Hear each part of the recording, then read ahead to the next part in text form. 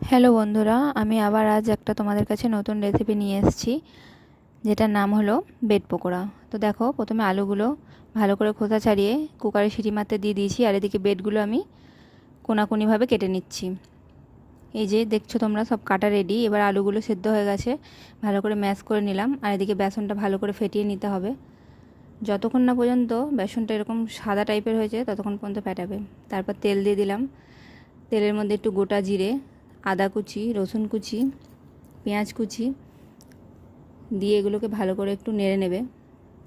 হালকা brown colour যখন হয়ে যাবে তখন এর মধ্যে টমেটো অ্যাড করে দিলাম।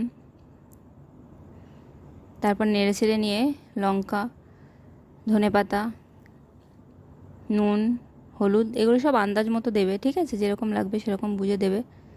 তো দেখো, এর মধ্যে আলুগুলো দিয়ে দিলাম, দিয়ে এবার নেড়ে ছেড়ে নেব।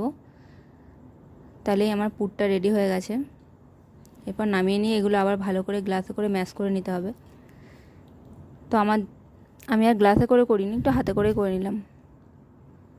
দেখো, এরপরে পাউরুটির উপরে পুরটা ভালো করে দিয়ে দেবে, যেন বাইরে না বেরিয়ে যায়, এমন দেবে যেন ভেতরেই থাকে। এরকমভাবে ঢুকিয়ে দেবে আঙুলো করে। দেখো, সব রেডি হয়ে গেছে।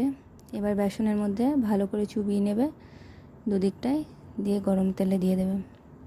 গ্যাসের ফ্লেমটা মিডিয়ামে রাখবে, না হলে পুড়ে যাবে। এই যে দেখো, রেডি হয়ে গেছে। আমি সবাইকে দিয়েও দিয়েছি। তো কেমন হয়েছে জানিও বন্ধুরা। টাটা।